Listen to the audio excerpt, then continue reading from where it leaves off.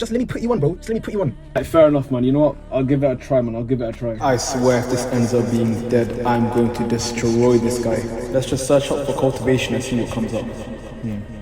This one seems legit. Regressive Tale of Cultivation by Spike Spiegel. I wonder what this is going to be like. Chapter 1, the prologue. You know what? Let's have a read of this.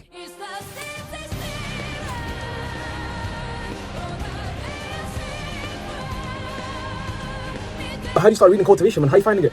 Like, do you like it? Do you not like it? This junior dare to ask this venerable such trivial questions. Focus on your cultivation. Truly, you have expanded my horizons and brought forth to me such fortuitous encounters.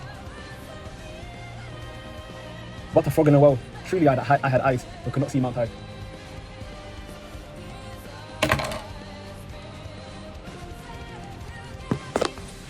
The Beginner's Guide to Cultivation, Murim edition. Sec Leader, thank you for bestowing us wisdom. Woo, thank you. You guys have probably heard of the term Murim before from our beloved OG Manhwa such as Ruler of the Land, I might put it here, Youngby the Invincible, like the OG early 2000s Manhwa, to newer Jin series which you guys probably have heard of, like Legend of the Northern Blade or Return of the Manhwa Sect.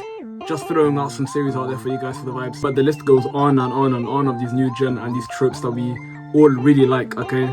But you might think to yourself, where did these stories actually come from? Let's be honest, guys. There is no way in hell these stories are not rooted in some level of history, right? Once you start looking deeper into them, you actually realize that a lot of these stories are technically spin-offs from actual Chinese historical fantasy called wuxia. Wuxia, you may ask, is made up of two words in Chinese, right? Wu, which means chivalrous, and xia, which means heroes. Wu can mean martial or chivalrous, it depends how you're looking at it, right? So pretty much it's talking about, as the name suggests, martial heroes, okay? These stories are very, very old. They've been going on for around 2,000 years from a term the Chinese like to call wuxia. Wuxia pretty much means wandering heroes, and we're going to break down all of that in this video, okay? So this video, we're going to try split it up, most likely, into 3 different sections. We're going to talk about the history of wuxia in real life. What are martial arts even in these stories? What do they even mean? How do they even function? And what is really going on, right? And we're going to talk about the philosophies of these stories, okay? Before we get into Murim, wuxia, and the whole shebang, okay, what we first need to understand is Chinese history. And what better man do we have for that than this geezer right here, Sima Qian. This guy, Sima Qian, is pretty much the LeBron James when it comes to Chinese history. This guy, they call him the father of it, they call him the GOAT. This guy pretty much documented quite a bit of history in China, right? And not just historical events, this guy pretty much preserved the moral ethics during that period of time. And the way he did that was within a book called the Shiji. Within the Shiji, which was pretty much his compilation of historical events, he had a section which was pretty much a lot of biographies, right?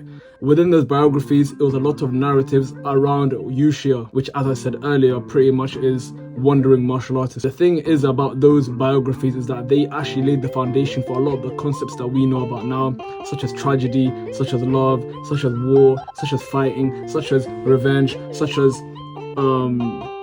perseverance. A lot of these wanderers, they were pretty much the Heian era, if we're using Jujutsu Kaisen terminology. They were pretty much the Heian era sorcerers before what we got today, right?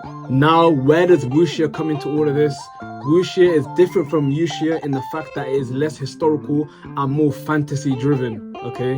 Where we have stories such as Romance of the Three Kingdoms, which came out during the Tang Dynasty or the Ming Dynasty, I can't remember which one, right? Which is one of my favorite ever Chinese novels. Honest to God, if you guys haven't read Romance of the Three Kingdoms, you guys need to read that right now. It is one of the best literatures to ever come out of China. I'm not glazing. If it's glazed, then arrest me.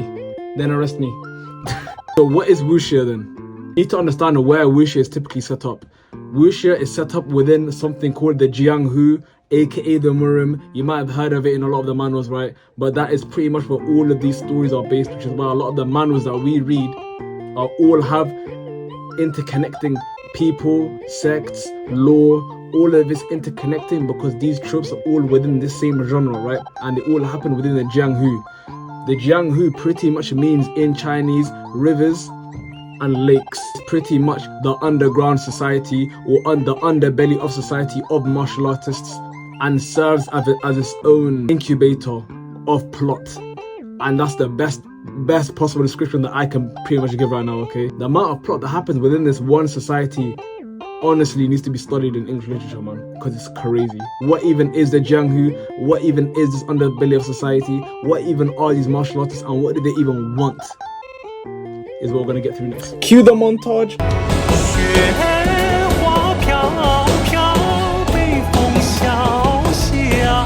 Martial artists. There are 3 types of martial artists: third rate, second rate, and first rate. However, don't get me wrong, above that we got other ranks, but those ranks are wherever the hell the author wants to make. The author will just go to a thesaurus and just think of a cool word and just say that is a level above first rate. For example, you have transcendence, you have any word that sounds cool pretty much, okay? But the usual ones are third rate, second rate, first rate. And after that is pretty much up to the author's choice, okay? Divine Realm, it could be anything. There are many manhwas such as Heavenly Demon Reborn, the Manhwa sect, or you have many different other manhwas, right? Which have their own ways of like ranking things. They say if anyone calls you a third rate, they're pretty much calling you a scrub. Shout out to my boy Murim. And if you haven't joined the Discord already, make sure to join because it gets lit in there. How do these martial artists even fight? These guys use something called internal energy. Internal energy is usually found in your bloodstream. That is why when they talk about ki and meridians, which are blood vessels by the way, they are usually interchangeable terms, which is why blood flow really affects the martial artists in these series. Fun fact, a lot of other series have actually taken inspiration from this. If you look at Naruto and the chakra points, you look at Dragon Ball with their ki, a lot of these things are inherently Chinese in nature. Whenever you're watching an anime and you realize these guys are doing some acupunctures and all that kind of stuff, right, is very similar to the way internal arts work in wuxia fantasy. Jackie Chan, Jet Li, Sekli the Shafi, nope, we got the goat himself, Young B. It is about a wuxia style warrior, a wandering warrior called Young B, who pretty much enters the Murim or the Jianghu and the society, and you pretty much see his life and his interactions within people within that society, okay? Honestly, it has the best character development for me, it has the best plots for me, and it also has like the comedy and humor, man. Who doesn't love a bit of comedy? Until this day, this is my favorite martial arts manhwa of all time. You guys better read that and let me know how it is. Now, why are all of these martial artists all chilling in the Jianghu or the Murim? One reason and one reason only: smoke. There are 2 things that's universal within this society, that is smoke and face. Face is a Chinese term for pretty much all your honor and dignity. And if a guy is not giving you face, pause, you gotta cripple his meridians, aka destroy his martial arts, mate. There are 5 forces within this society, okay? And it goes from the Orthodox, which are pretty much the Jedi, the righteous. If it was Star Wars, these guys would be the Jedi. Let's be real, guys. And the Unorthodox. These guys are the vagrants and the menaces to society. These guys are like the guys who are lawless. They're like the Chinese version of a cowboy, the wild, wild west, okay? Like the Sith, pretty much, but less evil and just more out for themselves. Also had the demonic cult. These men are pretty much the religious people, the most religious, zealous Chinese known to man. They will die for their liege. They're pretty much fanatics, okay? However, each author do have their own spin on how all these go. So if you do read any of them, you're gonna realize, oh wait a minute, it's not exactly what I said. But I'm just generalizing here right now, okay? We have the Northern Ice Palace. They're like the Water Nation Avatar. They just go out, they do their own thing, no one really bothers them too much, and they just chill like that. And we have the Barbarians. The funny thing about barbarians is that none of these men are even Chinese in the first place. All of these men are outside of China.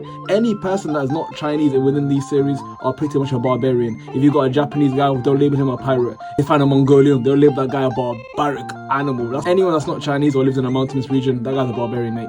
Within the righteous factions, you got your usual sects, and the funny thing is about all of these sects, okay, most of them exist in real life, okay? So for example, you have the Manhwa sect, which is on Mount Hua. That is a real mountain in China, or Mount Wudan, or Mount Kunlun. All of these mountains are real actual sites. And you have the Shaolin, which we all know who the Shaolin guys are, the bold monks.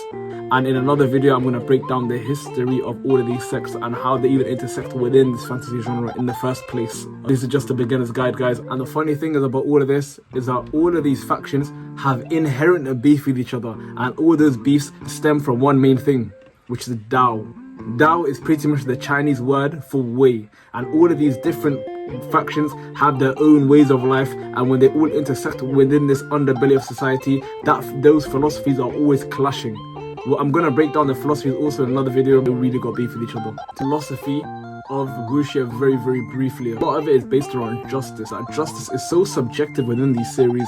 It's very hard to even know who is right and who is wrong, because all these martial artists, they live to kill. And a lot of these series, they always ask the question, what are martial arts? What is a sword? And what is the way of the sword? You will have series which question the morality of killing. You have series questioned what are martial arts and what should they even be used for. You will find a series that will genuinely question the process of training and interacting with a lot of these people in this society. Why fight with each other? Why always be at odds? Which is why I really like Young Be the Invincible so much, because it really puts those questions to the test. It really questions the core of a martial artist within the Murim and the Jianghu. You will see a vagrant with justice-like qualities, and then you also see people with, or monks, which aren't really monk-like, and they're just alcoholics pretty much. You know, it really tests the boundaries of what is good, what is right, what is wrong within the confines of this society and all of these different philosophies that are all bouncing out with each other, okay? This is a very brief guide to the wuxia. I'm going to make more in-depth ones in the future, and this is just the first video for now, right now, okay? Enjoy the rest of your day, lads. It's genuinely been a pleasure.